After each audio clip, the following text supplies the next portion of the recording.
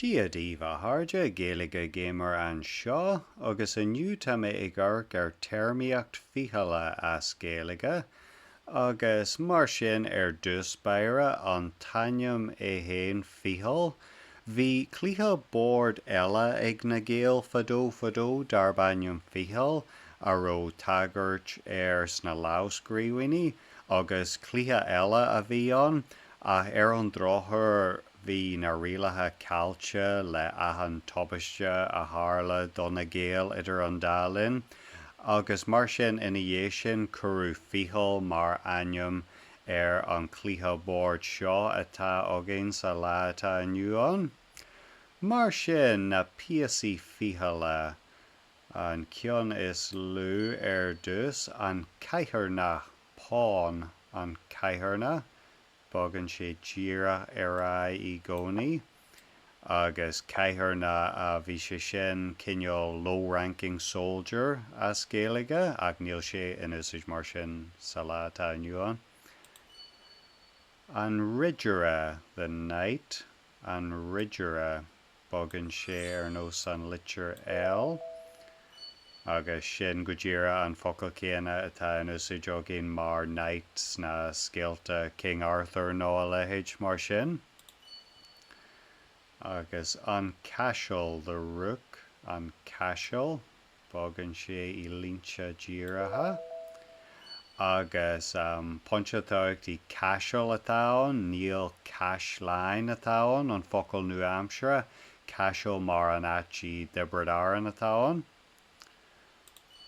Agus an Chaspag the bishop an Chaspag bogann sé fíor. Sin go díreach an focail céanna atá agén I Gaeilge taspag san Eaglis Caitliceach. Agus an Van Rian the queen go díreach an focail céanna atá queen I Gaeilge Nua Hampshire. Agus an rug céanna leis an rí an píosa is táirtaí an rí. Agus hiú aimimena an cluiche cúpla focail táirta eile na sign check sign sin an focail as Gaeilge nuair a churann tú dainneal sa chornal to corner someone nó rud mar sin sign ionsaí rí an chéile córaach sign agus an aim dearanna sa cluiche na marróhain checkmate marróhain chlói rí an chéile córaach agus mar sin leis an Van Rian agus an Chaspag le chéile.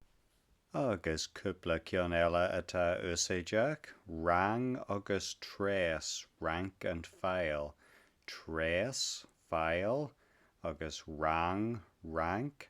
Rang sin go díreach an focail céanna atá in úsáid agén scáil mar your rang in school, your class, how advanced your rank is in school, and it's exactly the same with chess, the rank of the pieces.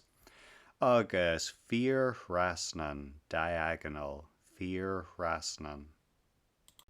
Agus na trí special moves atá agén I Ficheall, ag caisliú, castling, ag caisliú. Agus dul con ban riana, promoting, dul con ban riana.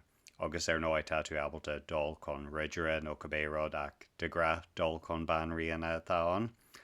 Agus en passant.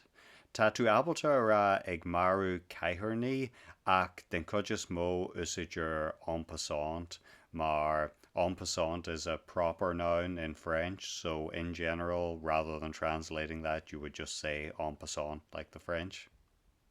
Agus oscailt, opening, oscailt.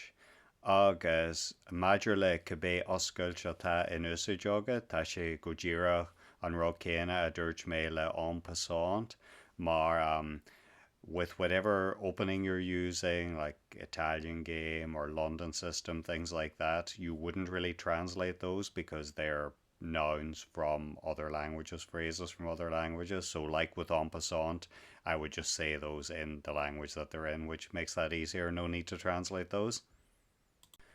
Agus sílam go bhfuil sin na focail le leigeta de dhíthart chun clíthe ficheall a imirt as Gaeilge, agus mas maithlead níos mó a ólam as Gaeilge a bíagí ag imirt leigh and bhfuil tú abalta a bheith ag fólam agus ag imirt as Gaeilge, nó bhálíonn go mór an leir atá ag ó Boyle ficheall mar tá go leor álas as Gaeilge sa leir sin.